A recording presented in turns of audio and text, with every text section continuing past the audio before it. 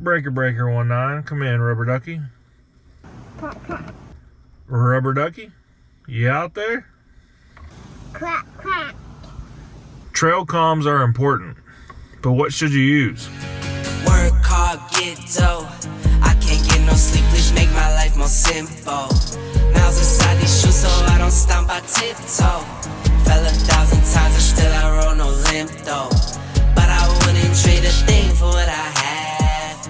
I go hard, do what I need to make it. CB, ham radio, FRS, GMRS, strings and cups, smoke signals.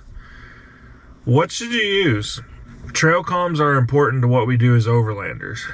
A lot of times you might find yourself asking, what should I use? Which is best? And I've seen this question pop up on a lot of groups, so I figured I'd put my input on it. If you want my short answer, use whatever your group uses. You can stop the video here. That's the answer. Now, let me explain why.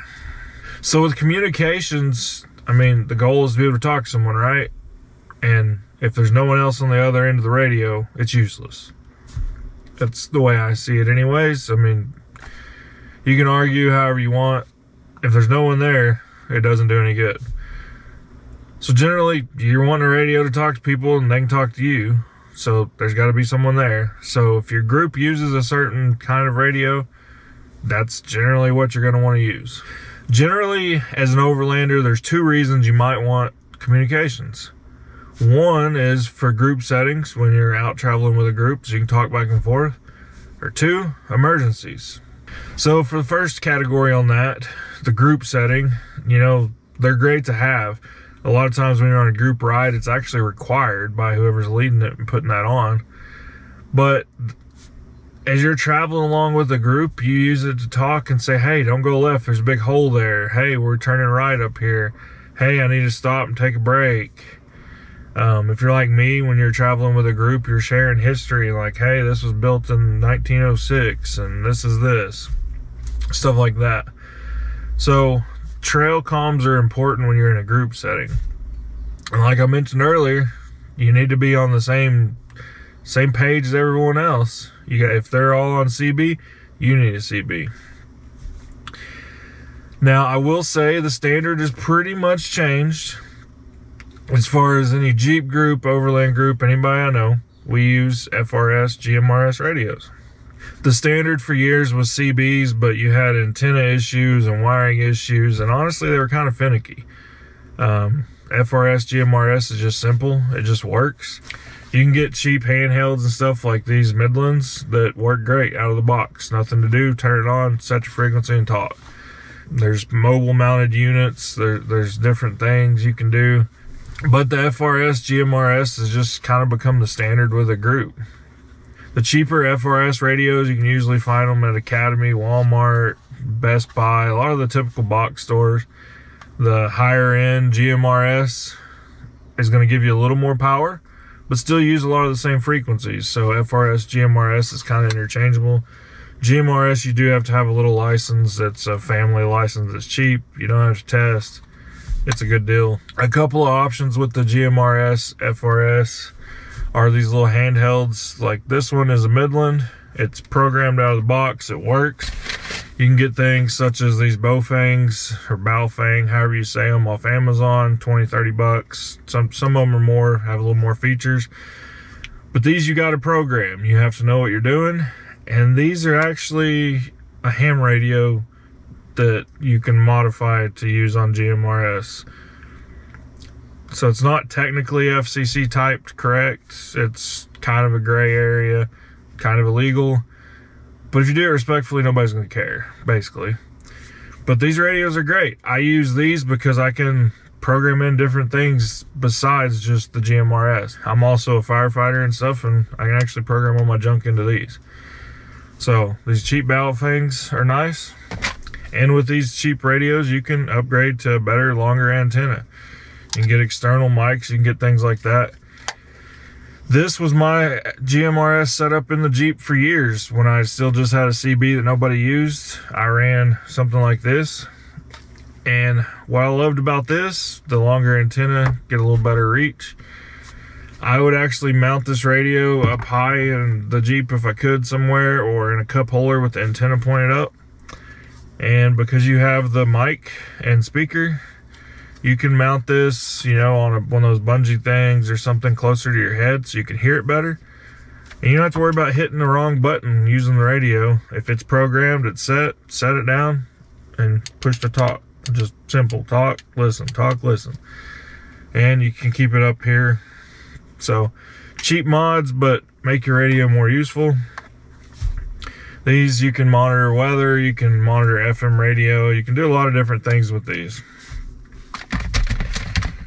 Now, like I mentioned, you can do mounted radios with the FRS GMRS.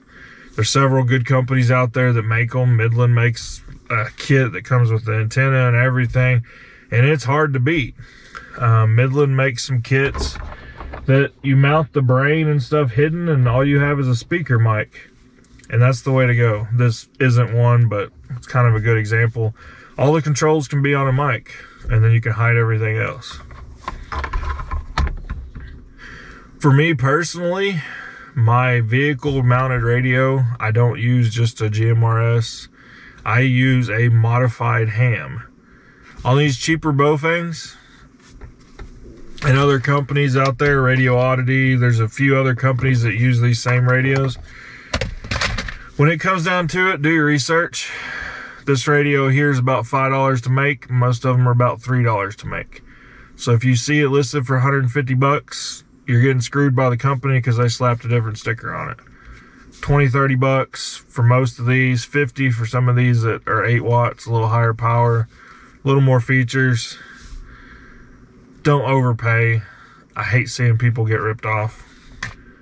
So whatever route you want to go, you know, for FRS, GMRS, there's a couple of good options out there. Now, why do I pick FRS, GMRS over ham? Yes, you can do more with ham. You can reach farther with ham. Why I don't recommend ham is because if you're watching a video like this, or you're asking yourself, what comm should I use? You don't need to be messing with ham, because there's a learning curve there.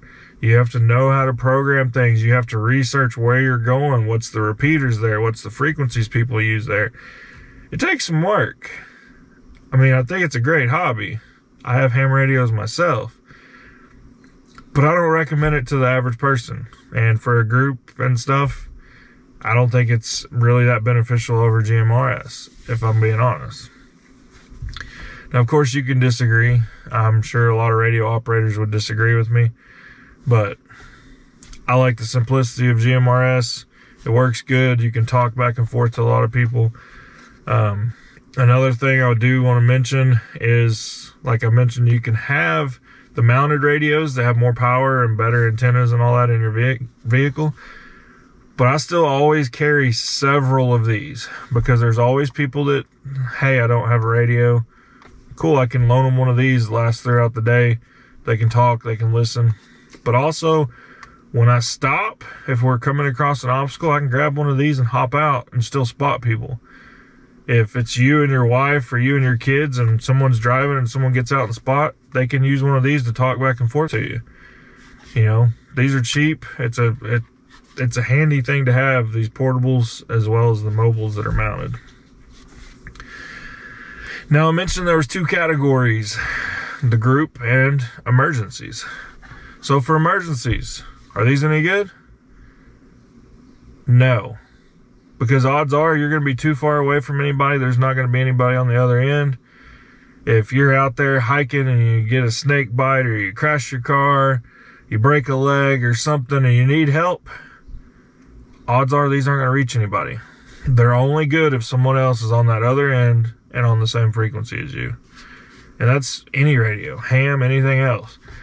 Yeah, you could talk all over the world with ham, but it may take time to research, to dig around, connect to repeaters, you know, try different frequencies. It could take some time to get help. And if you're laying there dying, that's not the option, in my opinion. So I recommend for emergency things, some kind of satellite device. There's the ZOLEO, the Garmin's, their Spot. I'm trying to think. There's several good brands out there. They each have their pros and cons. Some are better here, some are better there. So dig into some of those and do some research, especially for something like those, because you're going to have to pay monthly for a lot of them. Now, most of them you can not pay the months you don't use it. So if you're going out to a big trip, once a year, activate it, go on your trip. When you come home, turn it off. I think they're great. However, I don't have one because where I go, I usually have cell service. Or if I don't have cell service, I'm right there at a point where all I gotta do is climb a hill. I can find cell service. I can drive up a hill. There's usually options there. I don't go quite far enough. I feel like I need it personally. But that's me. I'm also more of a survivalist. I know how to build shelters and rub sticks together and make wood. Yes, I just said rub sticks together to make wood. Maybe I'm not as smart as I think I am, but that should have been fire. There's a lot of skills that I may have and even mechanic skills and just simple things like that. A lot of tools and stuff that I carry that you may not. So maybe a satellite device is something you need sooner. With me, the current trips I go on, the places I go, it's just not something I've needed yet. Now, as I start looking into bigger trips and planning stuff here in the near future, to go to other states and other places I don't know the situations, I think it's probably something I'm going to get. They're handy. You can tie them to your phone, send text messages. There's a lot of things you can do with them. But at the end of the day, if you have an emergency and you hit that button, it's going to send your location, and it's guaranteed that there's someone on the other end. With these FRS, GMRS radios and stuff, you have no guarantee. That's the two use cases for me: group and emergencies. Like I said, FRS, GMRS wins out the group, and emergencies, the SAT devices do. Now, I'm trying to keep this video short and not go into too much details and too much junk about the different types and different radios, different brands, different things like that. But in the description down there, I will include links to a few radios that I do recommend, many of which I have, or others that I know hundreds of people have and they work well. The satellite devices that I know work well, a lot of that stuff I'll link below. And if you want to find out more information about any of those devices, just research it. There's people that do reviews and stuff all the time on this gear. But anyways, that's enough rambling for today. I just want to make a short video on trail comms and what I recommend.